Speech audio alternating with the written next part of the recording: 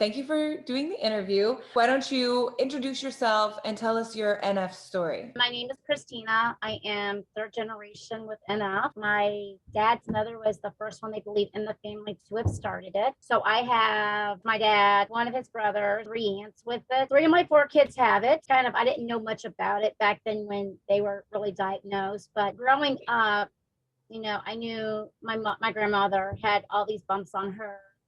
My dad did, one of my uncles, several aunts. I had all these brown spots on me. My parents told me that those spots are called coffee LA spots. They're like birthmarks, but they're not. End of story. No one told me anything else. And I was actually a junior in high school. I was doing a required reading for my biology class. Came across coffee LA spots and the term neurofibromatosis. And I just stared at it and I'm like, oh, I have this. Yeah. But still didn't know much about it because that was like 87, 88 when that happened. So no big deal. Still didn't connect it with my dad because they had the bumps. I had brown spots, never put the connection together. Mm-hmm. Little by little, as the years go, I have some tumors that popped up on my wrist that they have been since removed. Again, the term neurofibromatosis came up, but it never really connected like, oh, those are tumors. As my oldest son was diagnosed with scoliosis, we went to one orthopedic specialist for his back, and then we got switched over to another one who was probably the best in the area. He was talking to me about his scoliosis and more than likely was linked to his neurofibromatosis. And I'm like, say what? He goes, yeah, it's probably more than likely linked to the neurofibromatosis. I'm like, it can cause scoliosis?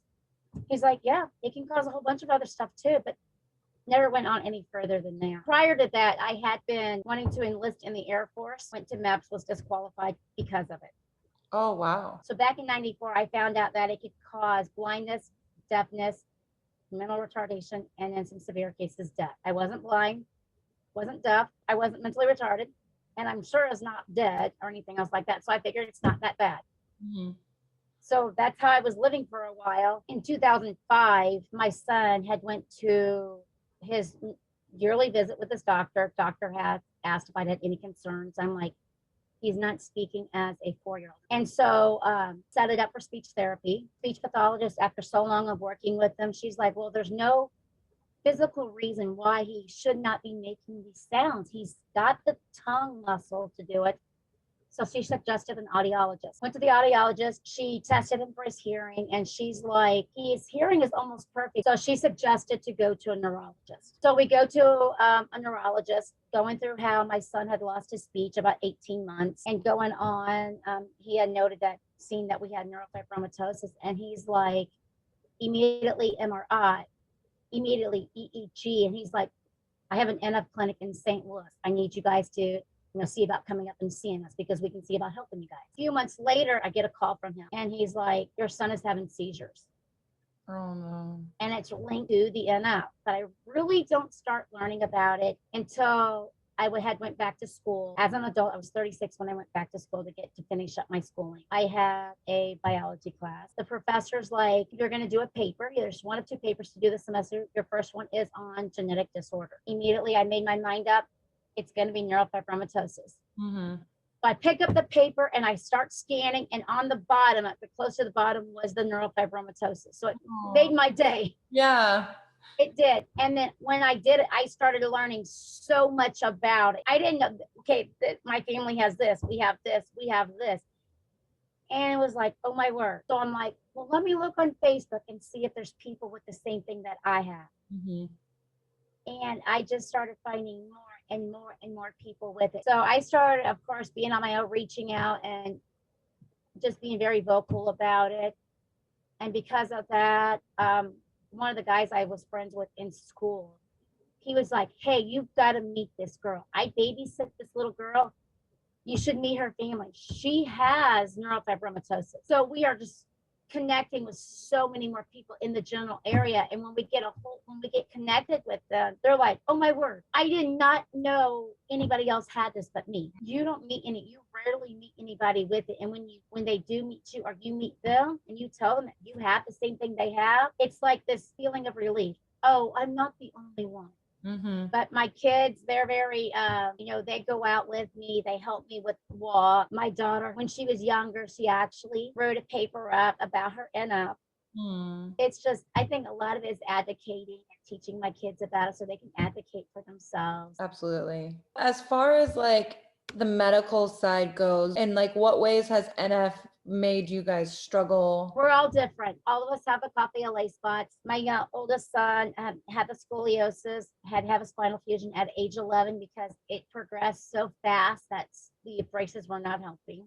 Yeah. He has one leg shorter than the other. He struggled with learning disabilities and speech delays. Also, he had a plexiform removed from his right tricep right here. My youngest son, he had developed the seizures right around 18 months. I think really that more or less brought on the learning disabilities. Of course, the speech. The speech is like people still have trouble understanding him. ADHD. My daughter, she has speech issues. She does have ADHD, anxiety, and depressions. With me, speech issues when I was younger. Recently diagnosed with adult onset scoliosis. I do have the tumors. Most of them are, on the trunk or my arm. I do have some internally. I've had some removed, and I'm on medicine for chronic pain. So it affects us differently. And I'm to the point of where I deal with it.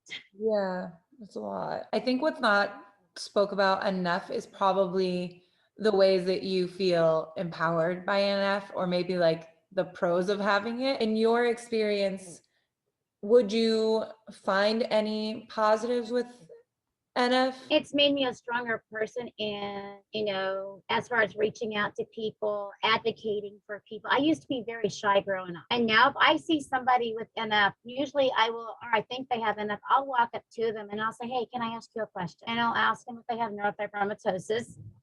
And when they say yes, I'm like, hey, I know you can't tell it, but I have it too. I guess it has made me a stronger person. I can deal with a lot more than what I thought I could deal with. It's a good lesson to learn. Yeah. And I've always told my daughter, you're unique, and that because you're unique, that makes you special. Yeah.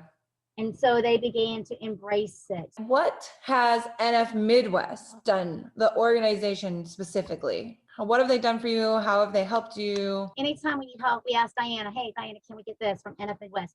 Can we get literature? Can we get this? Can we get this to pass out? And they're there. They're always there for us. And I love that about them. We can text them or message them and get help from them. Great people, great resource for sure. What advice would you give to someone that's newly diagnosed or parents that have children that are new to NF? Number one, do not Google it.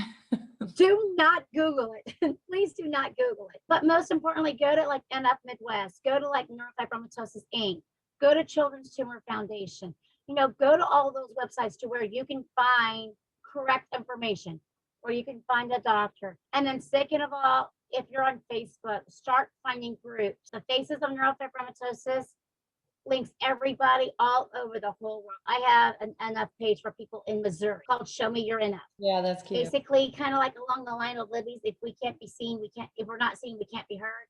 Mm-hmm. Mine is, don't be ashamed to let people know you have it. Yeah. Because there's other people with it. Another one is my daughter's like, don't limit yourself. Don't limit your child. They will have their strengths. They will have their weaknesses just like anybody else does. Very true. Thank you so much for your time. You're welcome. For sharing your story and your journey. And I hope that this interview helps other people just like you. All right. Thank you.